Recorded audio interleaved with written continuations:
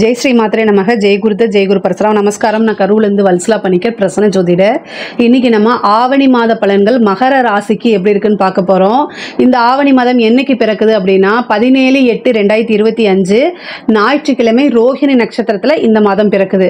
இந்த மாதம் ரோஹிணி நட்சத்திரத்தில் பிறக்கிறதுனால மகர ராசியில் இருக்கக்கூடிய திருவோண நட்சத்திரக்காரங்க கட்டாயம் பரிகாரம் பண்ணிக்கணும்.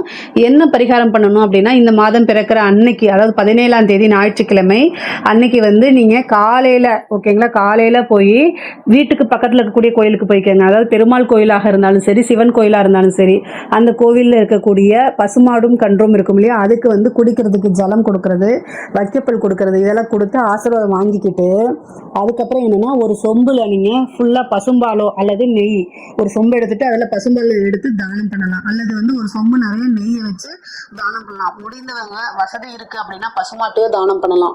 அது உங்களுடைய விருப்பம். ஆனால் கட்டாயம் இதில் எது உங்களால் முடியுமோ அதை நீங்கள் பண்ணுங்கள். இதை பண்ணுறதுனால ஒரு வருட காலம் வரைக்கும் உங்களுக்கு பொருளாதார தட்டுப்பாடு ஏற்படாது. அதே மாதிரி இந்த விபத்து கண்டம், ஆயுள் கண்டம்லாம் தவிர்க்கப்படும். நல்ல நீண்ட ஆயுள் ஆரோக்கியம் உங்களுக்கு கிடைக்கும். அதே மாதிரி இந்த ஒரு வருடம் முழுவதுமே உங்களுக்கு சகல விதமான சௌபாக்கியங்களும் கிடைக்கும். பொருளாதாரத்தில் நல்ல வளர்ச்சி நிலையை நோக்கி போகும். இதனால உங்களால் என்ன முடியுதோ இந்த பரிகாரத்தை நீங்கள் செய்யுங்க. பொதுவாக மகர ராசியை பொறுத்த வரைக்கும் ரொம்ப ரொம்ப நல்லா இருக்கு. இந்த ஆவணி மாதம் நிறைய நன்மைகள் நடக்க போகுது. இவ்வளோ நாளாக கொஞ்சம் சம்டைம் மன சங்கடங்கள், இறுக்கங்கள், பதட்டங்கள், இந்த மாதிரி இனம் புரிய கவலைகள் இருந்திருக்கும். அது எல்லாமே இந்த மாதம் உங்களுக்கு தெளிவு பிறக்கும். இதுதான் அப்படிங்கிற ஒரு தெளிவுக்கு நீங்கள் வரக்கூடிய மாதம் தான் இந்த மாதம். அதே மாதிரி 9ஆம் இடத்துல உங்களுக்கு செவ்வாய் ஆட்சி பெற்றிருக்காரு. இது ஒரு நல்ல அமைப்பு. 11 கூடையவர் லாபஸ்தானாதிபதி 9ஆம் இடத்துல இருக்காரு. அதே மாதிரி இன்னொன்னு என்னன்னா, உங்களுக்கு நல்ல ராஜயோகத்தை கொடுக்கக்கூடியவர் சுக்கிரன்.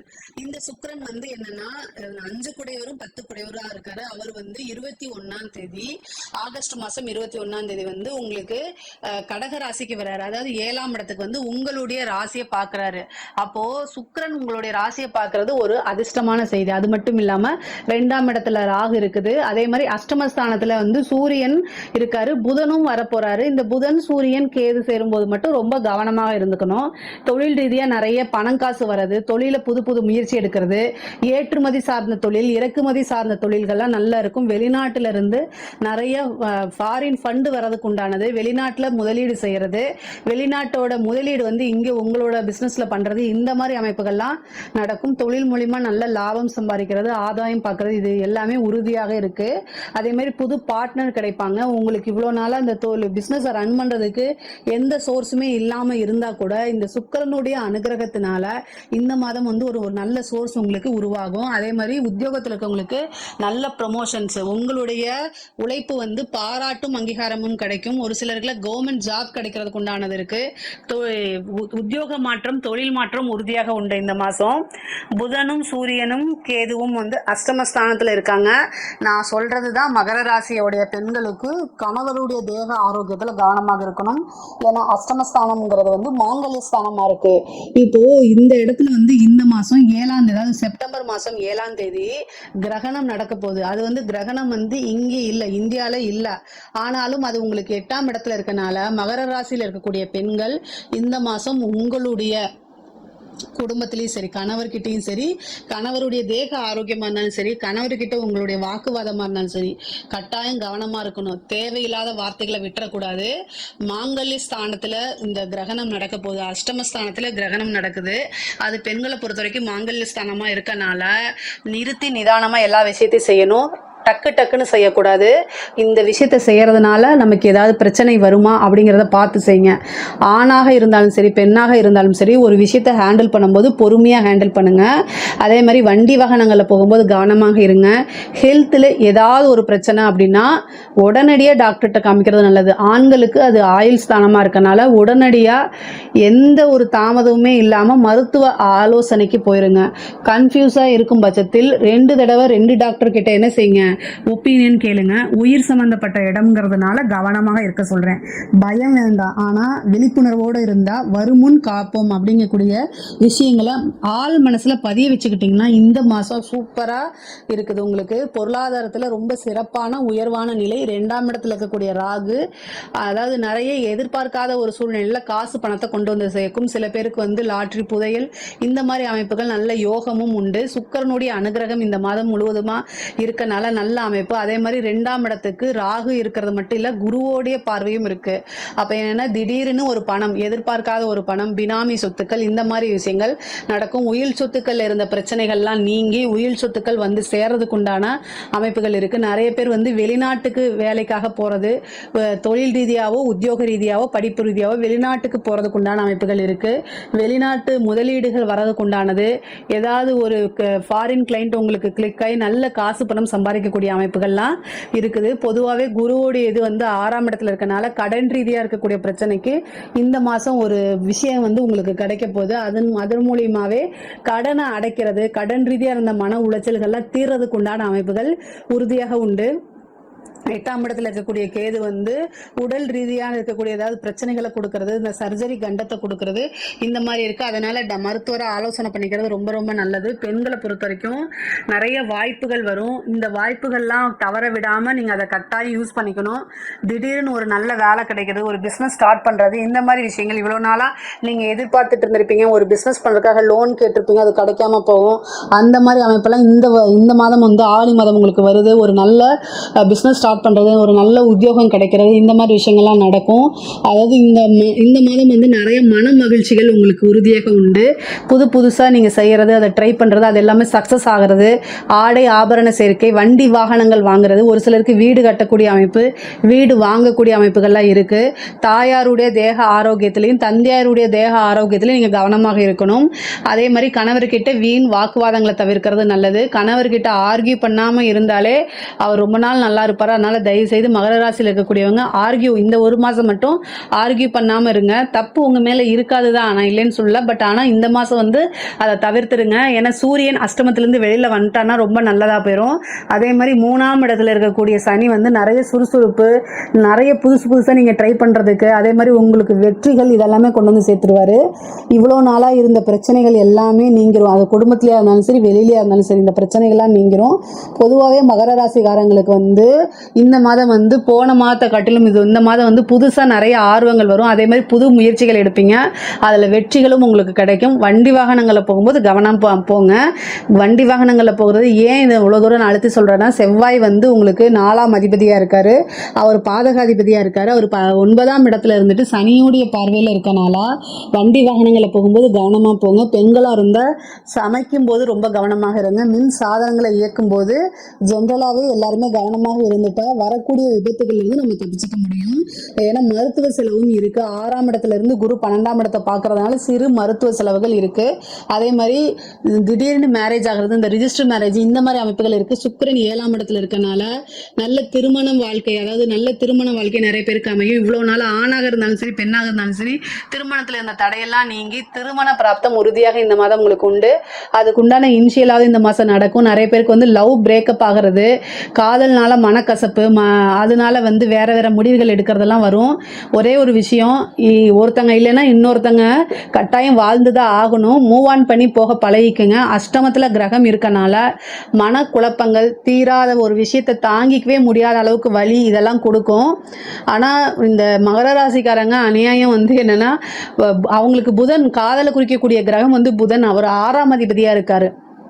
அதே மாதிரி 5 கூடைய சுக்கிரன் வந்து உங்களுக்கு 5 கூடைய சுக்கிரன் வந்து உங்க ராசியை பார்க்கறதுனால ஒரு சிலருக்குலாம் வந்து என்னன்னா லவ் பிரேக்கப் ஆகிறதுக்கு உண்டான வாய்ப்பு இருக்கு.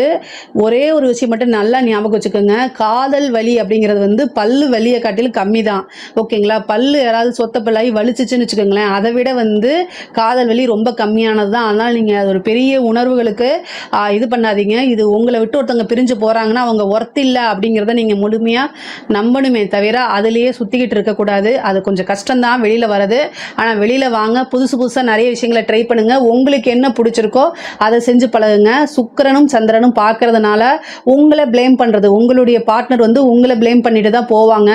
நீங்கள் டேக் இட் ஈஸியாக எடுத்துக்கிட்டு மூவ் ஆன் பண்ணி போனீங்க அப்படின்னா சூப்பரான லைஃப் உங்களுக்கு காத்துக்கிட்டு இருக்கு. பொதுவாகவே 7ஆம் இடம் வந்து உங்களுக்கு கடகராசி சிம்ம, அதாவது சந்திரனா அதிபதியாக வரதுனால எப்போவுமே உங்களுக்கு ஒரு நல்ல வாழ்க்கை, ஒரு விஷயம் போனால் இன்னொரு விஷயம் நல்ல வாழ்க்கை காத்துக்கிட்டு இருக்குங்கிறத மனசில் பதிய வச்சுட்டிங்கனாலே எல்லா விஷயத்தையும் ஈஸியாக மூவ் ஆன் பண்ணி போயிடுவீங்க. மகர ராசிக்காரங்க, முக்கியமாக திருவோண நட்சத்திரக்காரங்க ஒரு பிரபலிய யோகம் இருக்குது அவங்களுக்கு. திருவோண நட்சத்திரனாலே அது வந்து ஒரு பெருமாளுடைய நட்சத்திரம், மகாவிஷ்ணுவுடைய நட்சத்திரம். அதனால் அதாவது அதுக்கு என்னென்னா பெரிய யோகம் இருக்குது. இந்த மகர ராசிக்கே ஒரு யோகம் இருக்குது. ஸோ அதனால் நீங்கள் மற்றவங்க எப்போவுமே உங்களை நோட்டீஸ் பண்ணிக்கிட்டே இருப்பாங்க. இந்த மாதம் கூடுதலாக நோட்டீஸ் பண்ணுவாங்க. ஏன்னா சுக்கிரன் பார்க்குது, அனைவராலும் விரும்பப்படக்கூடிய ஒரு நபராக மாறுறதுக்கு இந்த மாதம் வாய்ப்பு இருக்குது. அதை கட்டாயம் நீங்கள் யூஸ் பண்ணிக்கணும். உத்தியோகத்தில் இருக்கவங்களுக்கு நல்ல ப்ரொமோஷன்ஸ் கிடைக்கிறது, வெளிநாடு போகிறது, இந்த மாதிரி விஷயங்கள்லாம் இருக்குது. அதில் ஃபோக்கஸ் பண்ணுங்கள். அதே மாதிரியே வந்து ட்ரிப்பாவது, ஒரு ஃபாரின் ட்ரிப்பாவது உங்களுக்கு இந்த மாதம் கிடைக்கிறதுக்கு வாய்ப்பு இருக்குது. நீண்ட தூர பிரயாணம், குருவோடைய ஆசீர்வாதங்களை வாங்கிக்கணும். குலதெய்வ வழிபாடுகள் பண்ணுங்கள். அதே மாதிரி புத்திர பாக்கியம் நிறைய பேத்துக்கு கிடைக்கிறது வாய்ப்பு இருக்குது. மகர ராசி மகர லக்னம் யாராக இருந்தாலும் புத்திர பாக்கியம், திடீர்னு ரொம்ப நாளாக கல்யாணம் ஆகிட்டு ரொம்ப நாளாக குழந்தையே இல்லாமல் இருக்கவங்களுக்குலாம் திடீர்னு கன்சீவ் ஆகிறது, ஒரு நல்ல நியூஸ் வர்றது, அந்த மாதிரி அமைப்பு இருக்குது. குலதெய்வ வழிபாடு பண்ணுங்கள், புற்று வழிபாடு பண்ணுங்கள். இது ஒரு நல்ல அதிர்ஷ்டமாக உங்களுக்கு மாறும். இந்த மாதம் வந்து நீங்கள் புற்று வழிபாடு பண்ணுறதுனால நல்ல அதிர்ஷ்டகரமாக மாறும். கலைத்துறை சம்மந்தப்பட்டவங்களுக்குலாம் சூப்பராக இருக்குது. ஒரே நைட்டில் ஒபாமா அப்படின்னு சொல்லி ஒரு படத்தில் சொல்லுவாங்கள்ல, அது ஜோக் இல்லை, இந்த மாதம் அது உங்களுக்கு உண்மையாக வரும். கலைத்துறை சம்மந்தப்பட்டவங்களுக்குலாம் ஒரு நைட்டில் ஒரு வீடியோ, உங்களோட வீடியோ வந்து வைரல் ஆகும். அது மூலிமா நீங்கள் பிரபலியம் ஆவீங்க.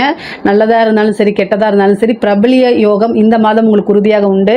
நிறைய அவார்டு கிடைக்கும். அதே மாதிரி உங்களுக்கு நிறைய புது புது வாய்ப்புகள், நல்ல சேலரி, நல்ல காசு பணம் சம்பாதிக்கக்கூடிய அமைப்புகள்லாம் இருக்கும்.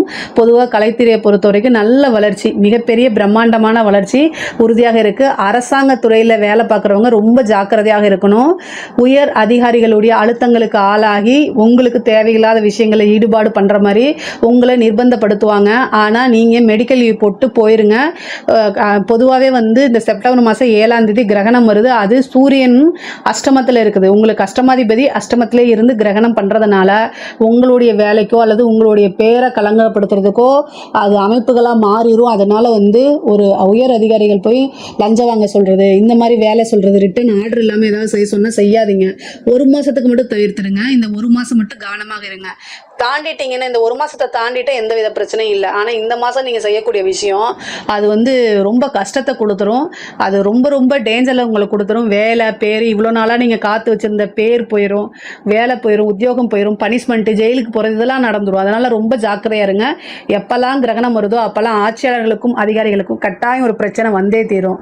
அதனால தான் இவ்வளோ தூரம் நான் அழுத்தமாக சொல்கிறது. அதே மாதிரி அரசியல்வாதிகளுக்கு வளர்ச்சி, ஆனால் நெகட்டிவாக உங்களை வந்து போர்ட்ரேட் பண்ணுறது, சோஷியல் மீடியாவில் வந்து ஒரு டோல் மெட்டீரியலாக நீங்கள் மாறுறது, இது மாதிரி விஷயங்கள்லாம் வாய்ப்புகள் இருக்குது. அதனால் கவனமாக இருங்க. ஆட்சியாளர்கள் செய்யக்கூடிய ஒவ்வொரு விஷயத்தையும் கவனமாக செயல்படுங்க. நீங்கள் எடுக்கக்கூடிய முயற்சிகள் ஃபெயிலியர் ஆகும். இந்த ஒரு மாதம் ரொம்ப அமைதியாக இருந்துட்டு நீங்கள் ப்ரெஸ்ஸுக்கு வந்து பேட்டி கொடுக்குறது, மீடியாவில் பேட்டி கொடுக்குறது, இந்த மாதிரி விஷயங்கள்லாம் நீங்கள் சொல்லக்கூடிய வார்த்தைகள், நீங்கள் செய்யக்கூடிய வார்த்தைகள்லாம் ரொம்ப அளவு கடந்து வந்து உங்களை ஃபோக்கஸ் பண்ணுவாங்க. அதனால் கவனமாக இருந்துட்டிங்கன்னா பிரச்சனையே கிடையாது. பொதுவாக மகர ராசிக்காரங்களுக்கு மன உளைச்சலை ஏற்படுத்தணும்னு சில பேர் வருவாங்க. நான் உனக்கு நல்லது தான் செய்கிறேன்னு சொல்லிட்டு வருவாங்க. அவங்க பேச்சை கேட்காதீங்க. அமைதியாக இருங்க. அமைதி அமைதி அமைதி, அமைதியோ அமைதி அப்படிங்கிற மாதிரி நீங்கள் இருந்துட்டிங்கன்னா சூப்பராக இருக்குது. பொருளாதாரத்தை பொறுத்த வரைக்கும் நல்ல உயர்வு, குடும்பத்திலும் ரொம்ப நல்லா இருக்குது. அதாவது தாய் தந்தையருடைய தேக ஆரோக்கியம், கணவருடைய தேக ஆரோக்கியம், அதாவது ஆணாக இருந்தால் பெண், பெண்ணாக இருந்தால் கணவனும், ஆணாக இருந்தால் மனைவியும் ஒருத்தரை ஒருத்தர் அண்டர்ஸ்டாண்ட் பண்ணி ஆரோக்கியத்தில் கவனமாக இருந்துட்டிங்கனாலே ரொம்ப போதும். மற்றபடி பொருளாதாரம், அதாவது தொழில், உத்தியோகம், இது எல்லாமே ரொம்ப ரொம்ப சூப்பராக இருக்குது. இதில் ஏதாவது சந்தேகங்கள் இருக்குது அப்படின்னா கமெண்ட்ஸில் கேளுங்க, கண்டிப்பாக நான் ஆன்சர் பண்ணுறேன். நம்மளுடைய சேனலை லைக் பண்ணுங்கள், ஷேர் பண்ணுங்கள், சப்ஸ்கிரைப் பண்ணுங்கள். நன்றி, வணக்கம்.